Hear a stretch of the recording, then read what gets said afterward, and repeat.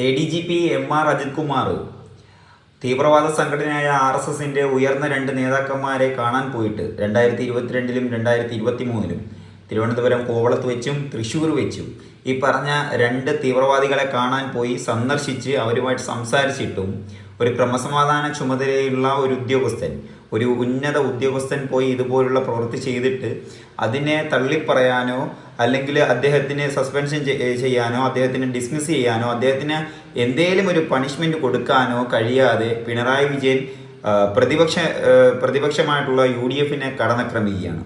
PD സതീശനെയും മറ്റ് നേതാക്കന്മാരെയും ആക്രമിച്ചുകൊണ്ട് പറയുകയാണ്, മറ്റ് സംസ്ഥാനങ്ങളിൽ നിങ്ങൾ അവരെ വളർത്തിയില്ലേ എന്നുള്ളതാണ് പഠിച്ചായിരുന്നത്. അല്ല സ്വന്തം വീട്ടിലിരുന്നു കൊണ്ട് ഒറ്റി കൊടുക്കുന്നതിനെ കുറിച്ച് അവനെ പുറത്താക്കുകയോ അല്ലെങ്കിൽ അവനെക്കെതിരെ ഒരു നടപടി എടുക്കുകയോ ഒന്നുമല്ല പിണറായി ചെയ്യുന്നത്. എന്തൊരു ഭരണം എന്ന് ആലോചിച്ചു.